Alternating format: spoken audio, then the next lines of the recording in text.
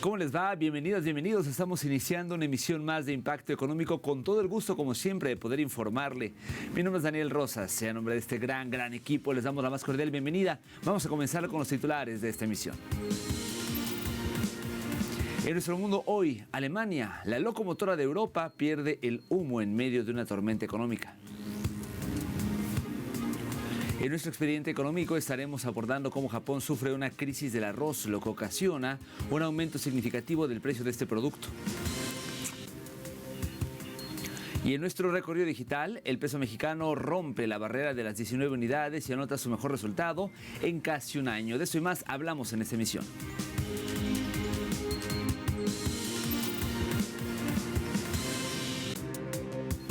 Momento de comenzar con la información, qué bueno que nos acompaña. Mire, Alemania, la llamada locomotora de Europa, ha perdido más de 100,000 puestos de trabajo en un año.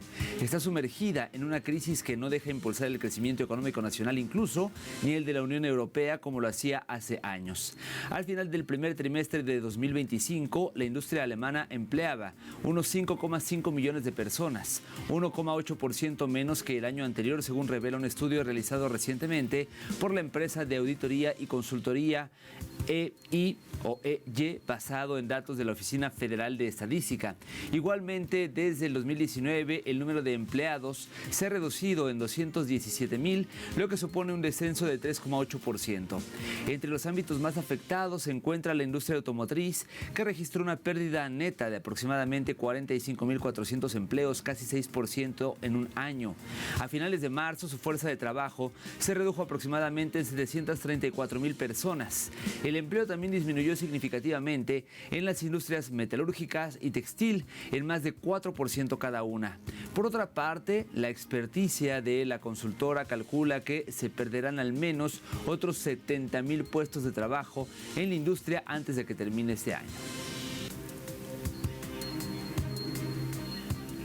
Expertos del Banco de Italia, en otra información, alertaron sobre los actuales y crecientes problemas que enfrenta este país con su fuerza laboral, los cuales afectan el desarrollo económico.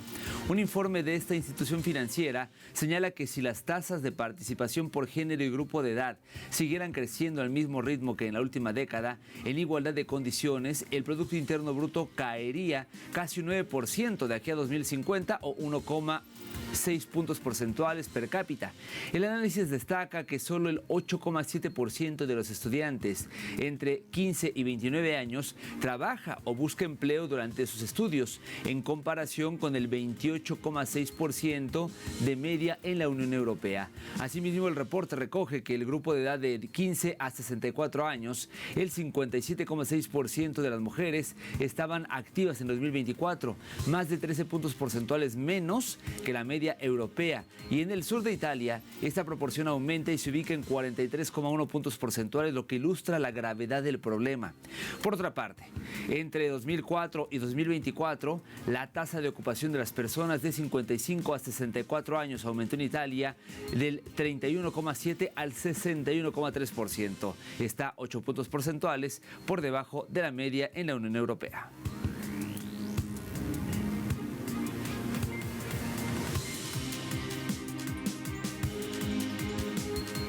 Le cuento ahora que la industria automotriz de China se mantiene estable y refleja un incremento del 10% en cuanto a la producción y en ventas en los últimos 5 meses del año. Los datos de la Asociación China de Fabricantes de Automóviles muestran que de enero a mayo la producción automotriz del país totalizó casi 12,83 millones de unidades, un 12,7% más que el año anterior, mientras que las ventas de automóviles aumentaron un 10,9% a unos 12,75 millones de unidades. En particular, la producción de vehículos de nueva energía, los llamados NEV, aumentó un 45,2% interanual a casi 5,7 millones de unidades en los primeros 5 meses, con un aumento de las ventas del 44% interanual a 5,61 millones de unidades.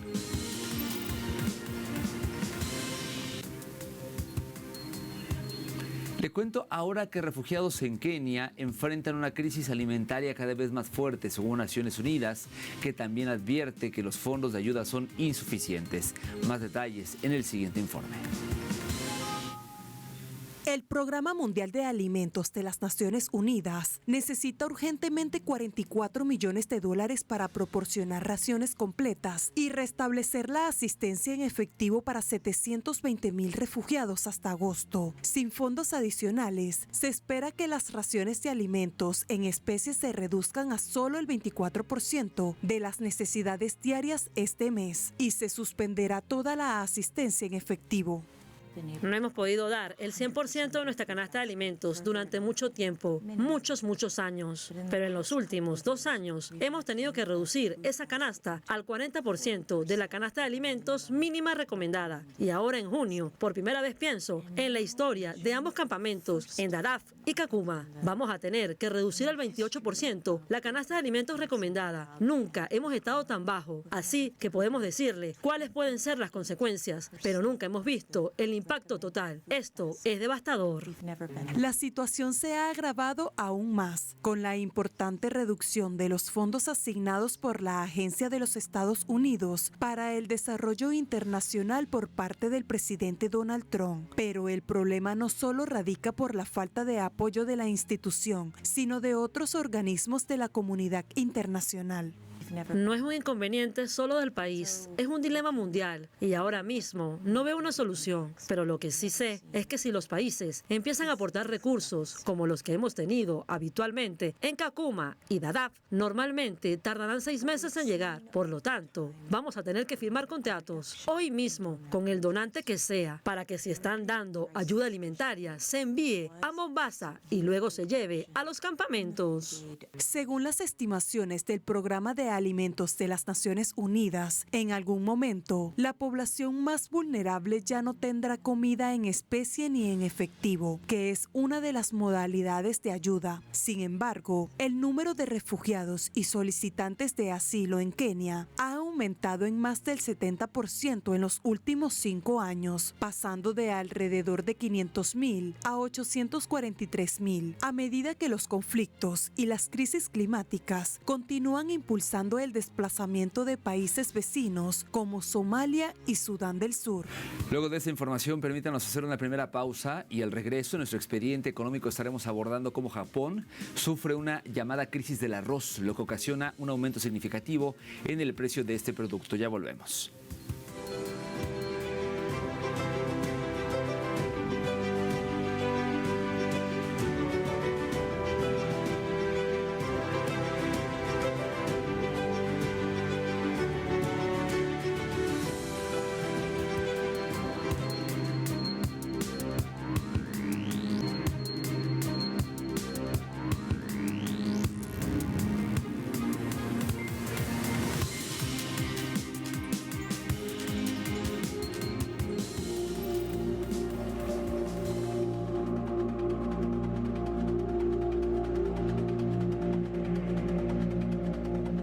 Yo personalmente no como otras cosas, como pan o pasta. Vivo casi al 100% de arroz. Mi familia es igual y a todos les gusta el arroz. La liberación de arroz de reserva de emergencia llegó demasiado tarde y aún no nos ha llegado a los consumidores. Así que espero que esta nueva autoridad tenga la energía para visitar las tiendas y verificar los costos todos los días y que realmente se ocupe por nuestras vidas.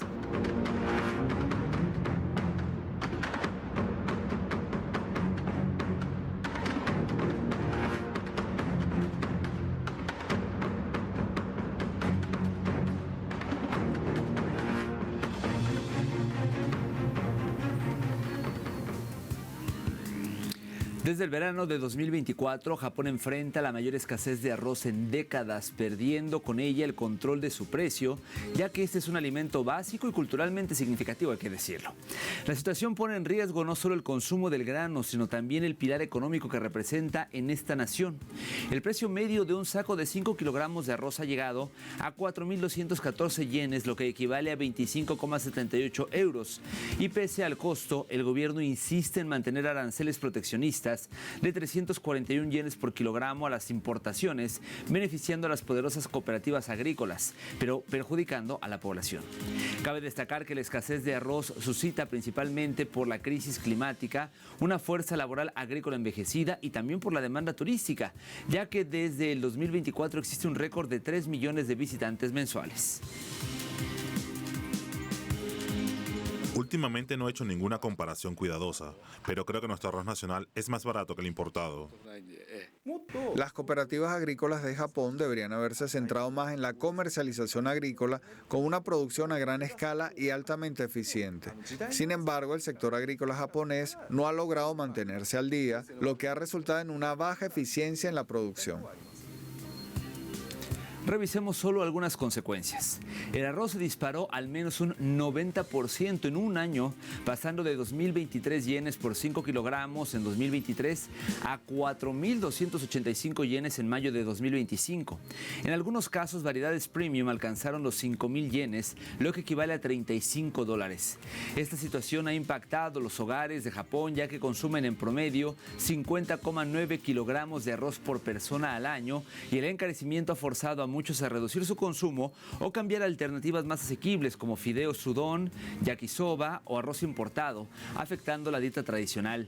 También se ha visto impactado el comercio minorista y los restaurantes, especialmente los de sushi, ya que se enfrentan a costos operativos más altos, lo que podría traducirse en precios más altos también para los consumidores. La producción insuficiente de arroz en Japón ha acelerado la crisis del grano, el cual ha subido su precio desorbitadamente en lo que va del año. Más detalles en el siguiente reporte.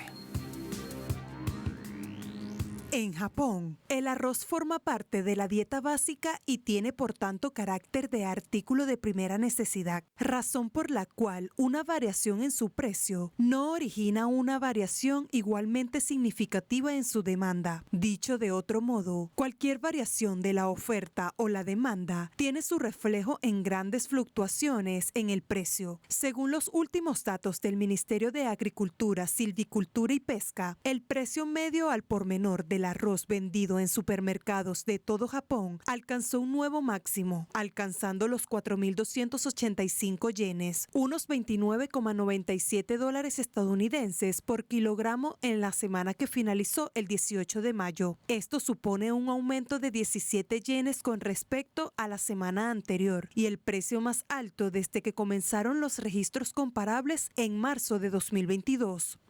Se dice que los precios del arroz se seguirá subiendo en junio. Actualmente, ni siquiera podemos conseguir la cantidad necesaria de los mayoristas. Nuestra cantidad de pedidos está siendo restringida. Es preciso indicar que la crisis del alimento ya suma 3 subidas significativas de precios desde la década de 1990, causadas principalmente por las malas cosechas. Pero esta vez los aumentos han sido mucho más pronunciados, duplicándose en comparación con el mismo periodo del año anterior, aunado a un entorno de varias dificultades externas e internas. La situación se vuelve más crítica, señalan los diversos análisis. Si bien la producción de arroz es insuficiente, se han producido factores ocasionales que han provocado un aumento de la demanda. Además, las malas cosechas también han provocado un aumento de los precios. Estos factores son las razones del actual aumento continuo de los precios y del desequilibrio entre la oferta y la demanda de arroz. Este año, todos están aumentando el cultivo de arroz, alimento básico, y reduciendo la superficie plantada con arroz para procesamiento y otros fines, cambiando el arroz de calidad alimentaria. Ante esta situación, autoridades niponas declararon recientemente en el Parlamento su apoyo a la transición de una política de reducción de arroz a una que fomente el aumento de la producción a fin de paliar la crisis del rubro. Ante esta situación, el Ejecutivo japonés decidió liberar al mercado general 210.000 toneladas de la Reserva Nacional de Arroz a partir de mediados de marzo, algo que muchos consideran inédito hasta ahora. Japón creó sus reservas nacionales de arroz en 1995, tras una escasez grave de la semilla 2 años antes por un verano inusualmente frío. Sin embargo, la medida no ha logrado bajar los precios del rubro. Aquí los detalles.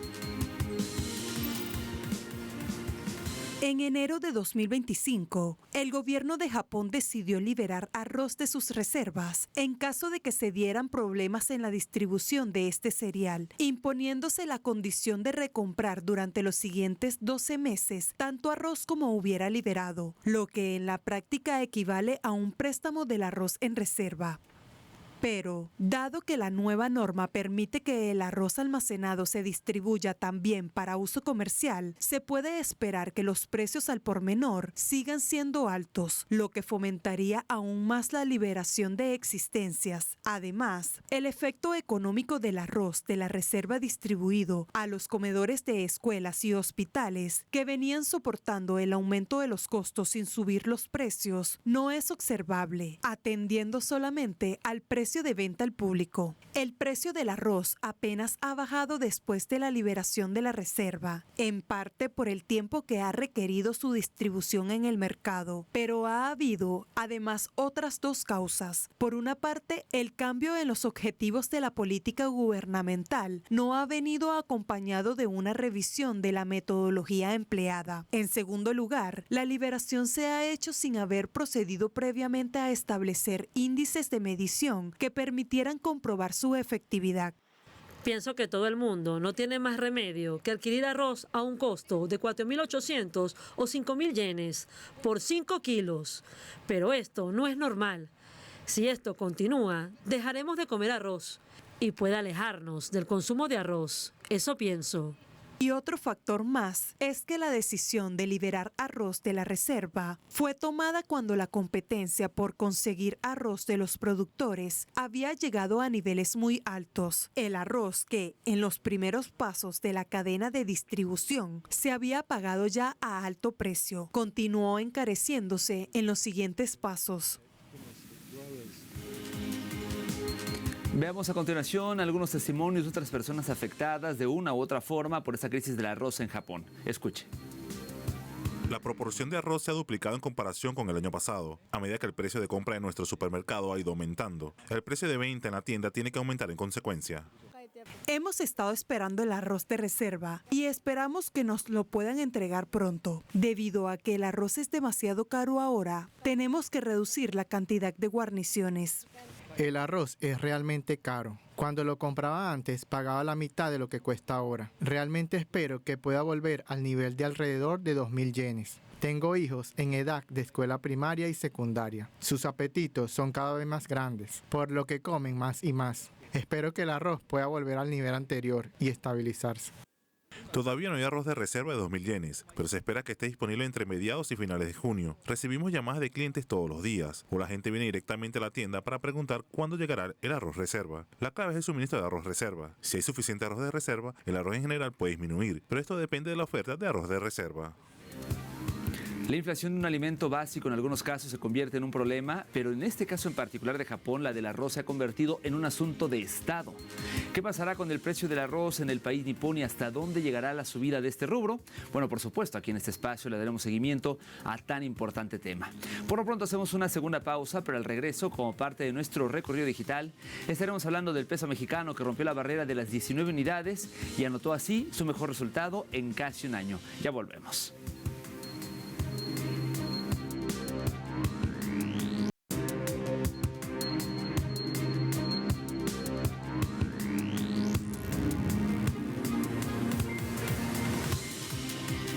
Estamos de vuelta en Impacto Económico. Gracias por continuar con nosotros. Momento de iniciar nuestro recorrido digital.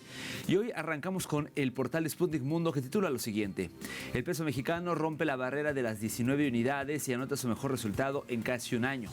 De acuerdo con esta información, la moneda nacional mexicana llegó nuevamente a los 18 pesos por dólar, dato que no se observaba desde el segundo semestre de 2024, de acuerdo con información del Banco de México.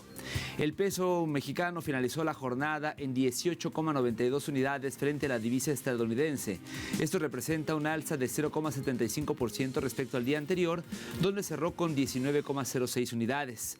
Según el diario mexicano El Financiero, la moneda mexicana está fortaleciéndose gracias a la debilidad de la divisa estadounidense, esto por las dudas generadas por el plan fiscal del presidente Donald Trump.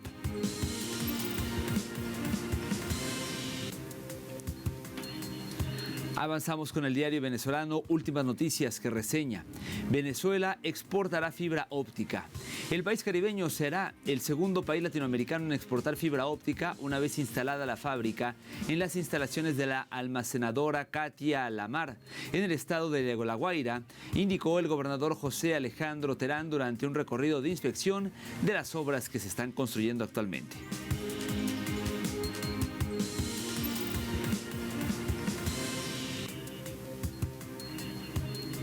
Y para cerrar nuestro recorrido digital lo hacemos con TV Brix, que nos muestra en su titular: Irán revela planes para construir 8 centrales nucleares con participación de Rusia.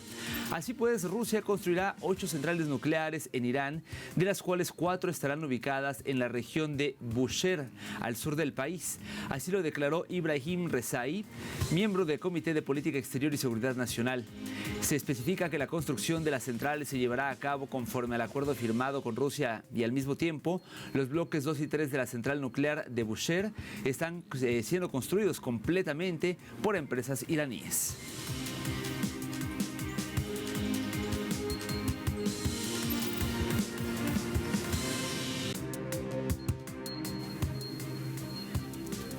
Vamos a revisar cómo se encuentran los precios del petróleo. El intermedio de Texas, el WTI, marcó un precio de $67.41. Esto representa una caída de 74 centavos de dólar. En el caso del barril del Brent, el de referencia en Europa, su precio se ubicó en $68.97. También una caída, en este caso, de 80 céntimos del billete verde. Y finalmente le comento que el crudo promediado por la OPEP se mantiene en $67.47, es decir, sin cambios recientes. Y de esta manera es como llegamos al final de esa emisión. Como siempre, gracias. Recuerde que en telesurtv.net está toda la información a su alcance y que puede seguirnos en nuestras cuentas de X, @TelesurImpactoE y @DanielTelesur. Nos despedimos, nos vemos pronto con más de Impacto Económico. Hasta entonces.